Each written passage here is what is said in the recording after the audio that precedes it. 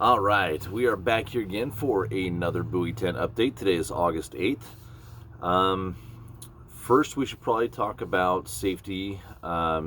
This gets brought up every year. I've talked about it a couple times already this year. The best advice I can give people, and I'm already getting messages from folks asking how to safely cross over the Desdemona Sands.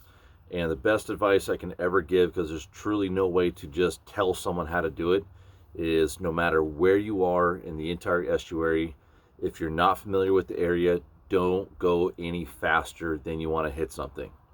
Those sandbars come up real quick. It can be 30 feet of water and it goes to zero in a matter of a few feet. So please be careful out there. Be supportive of the Coast Guard, trying to help other people out. I've seen a few boats up on sandbars over the season already. Just be safe out there. There was an accident yesterday. There was also a boat going around the North Jetty that cut it a little close that had an issue as well. Bottom line is just try and be as careful and safe as you can. So as far as what happened, actually that reminds me, last couple of days I've been out there in the ocean and listening to the bar report. There have been a number of people, quite a few people, jumping on to 16 and 22 Alpha, asking for the Cape Disappointment Coast Guard to give us a bar report. Well, the best thing that you can do, I kind of feel bad for those guys because they get asked 100 times a morning. So the best thing that you can do is twofold. First, while you're getting your boat ready, just turn your radio on to 16 or actually on to 22 Alpha, and you'll probably hear someone else ask for it and you'll be able to hear it. And just leave it on for a while you're getting the boat ready and putting out of the marina. You'll probably hear the bar report. The other way to do it is to actually go on to Cape Disappointment's website, and you can look up the bar report there. Now, they only do the bar report every few hours, so the best thing to do is just use your own eyes, your own experience, and be safe as you cross. Today, there were breakers out there in the middle grounds, but if you went along the north side, it was really no big problem. As far as reports, today was, we'll call it interesting.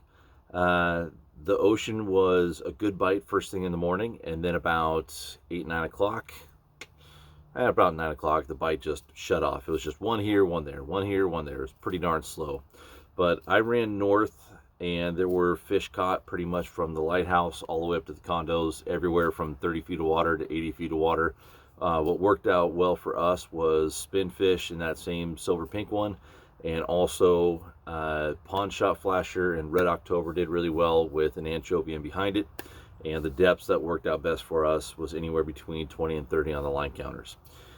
We did pretty well. We actually found more Chinook than coho, which is great to see. But with that bite dying at 9 and a few folks getting a little bit uneasy, a little bit queasy out there in the boat, decided to call it early and not stick it out and try and tag out each license. So we headed back in the river. Now, the river has been fishing best on that afternoon tide. So a lot of guys are sitting around in the morning, kind of crossing their fingers, hoping to get a bite or two.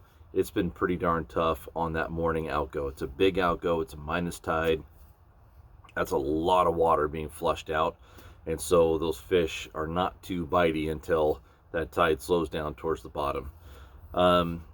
From the reports that I've heard from folks today, the river again was tough. There were some boats that had maybe 1 or 2 bites, and other boats that had 6, 8, 10 bites.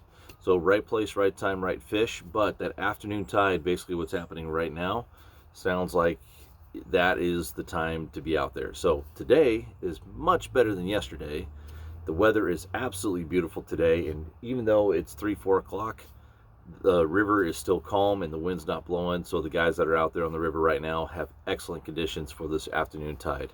Compared to yesterday, I think I'm still soaked from yesterday. That was pretty brutal.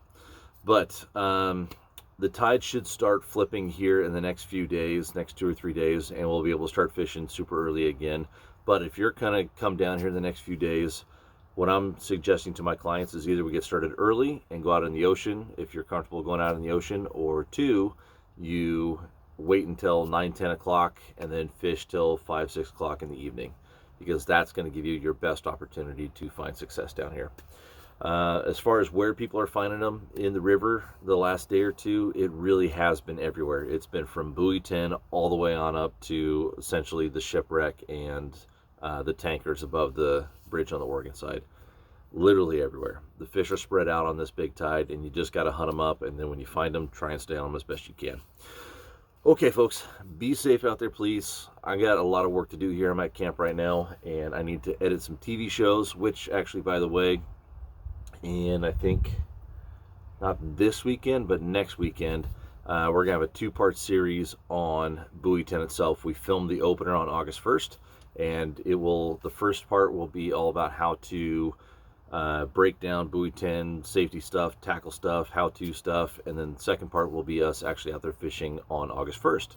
So make sure to tune into that on NBC Sports Northwest, and I'll make sure to bring that up right before it airs. But if you guys got any questions, feel free to reach out to me through email or through social media, Instagram or Facebook, and I'm always here to help. That's what these are all about. I'm trying to help you guys find success out here, be safe out here, and enjoy this fall fishery, because it is something special, especially when you catch some fish. All right, we'll see you guys once again tomorrow. Later.